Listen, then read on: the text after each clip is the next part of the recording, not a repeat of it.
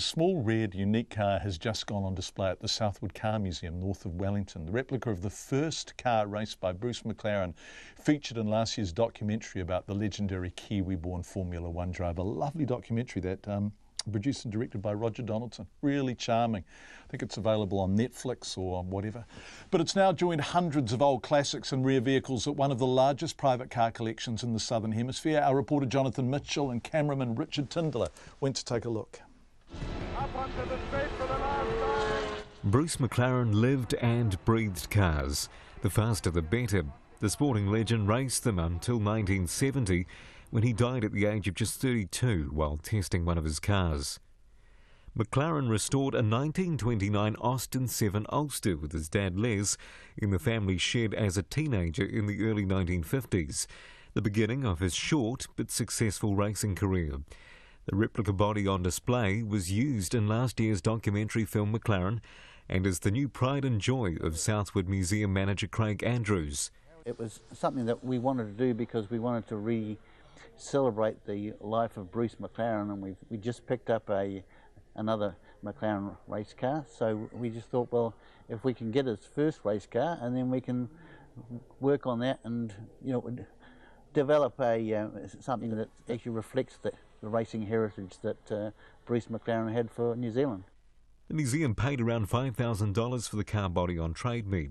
While you might not see modern race drivers Greg Murphy or Scott Dixon behind the wheel of a small Austin, the tiny car packed a lot of punch in its day. Roll cameras. Roger Donaldson directed the McLaren film. He grew up watching McLaren race and says he was one of the greats. The people who knew Bruce really, really loved him. He was obviously a very inspirational person with a small band of Kiwi guys that he got around him and that he took to England. This bunch of young guys that went off following Bruce to the UK and started the McLaren Car Company, he really was a leader. The director signed a little tribute to McLaren, World's Fastest Austin, in the car, a reference to his other film. Fellow car nut Duncan Fox is a member of the Bruce McLaren Trust. He says McLaren would be proud to have the little red Austin on display. Checkpoint caught up with him at the Heritage Centre at Hampton Downs near Auckland, which is dedicated to the racing driver. What we've got here at Hampton Downs is the beginning of a permanent museum for Bruce.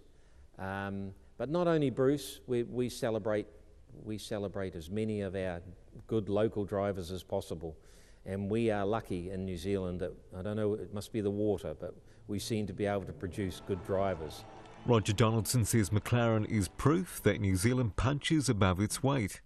And why do we love our cars so much? I'm bugging if I know, mate.